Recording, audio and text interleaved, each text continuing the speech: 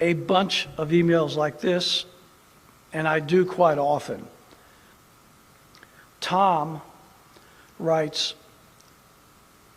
Donald Trump is all we have left. He is our only hope for liberty and freedom. These individuals, along with millions and millions of Christians around the country and conservatives who aren't Christians, but I'm addressing Christians in particular, labor under the delusion, and it is a delusion, a demonic, supernatural delusion, that the only hope for our freedoms, our liberties, our way of life here in the United States is vested in who we elect President of the United States. That is a delusion. The answer to our country's ills will never be solved by a politician, even the President of the United States.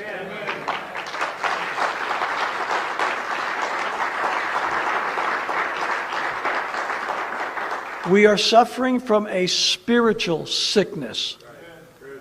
And that spiritual sickness is being promoted by the preachers and the pastors of America.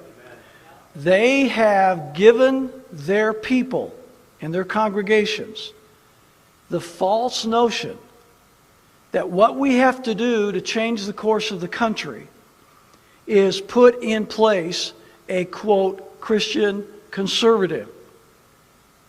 And then we can go about our merry way of doing nothing to change the direction of our country through the leadership and the courage and the preaching from the pulpits of this nation. We are never going to change anything in this country until America's pastors stop playing games and having itching ears and pandering to their congregations and start standing up like real men of God are supposed to and teach their people, even if it makes them uncomfortable, thus saith the Lord.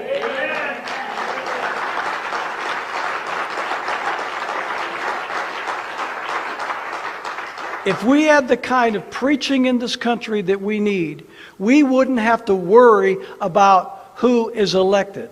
Not that electing people is not important, but the point is that the lack of discernment and the lack of courage that is demonstrated by the vast majority of our pastors and churches today has created the politics that is now tearing our country apart. The answer is not the Republican Party, the Democrat Party, Donald Trump, or whoever else you want to name.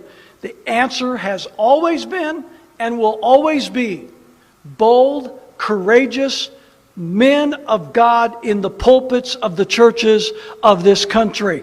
These fellows are deceived and deluded into believing that the answer is some kind of a political solution in who we vote for. They should be more concerned about the kind of preaching they are hearing on Sunday than the kind of politicking they are hearing Monday through Saturday.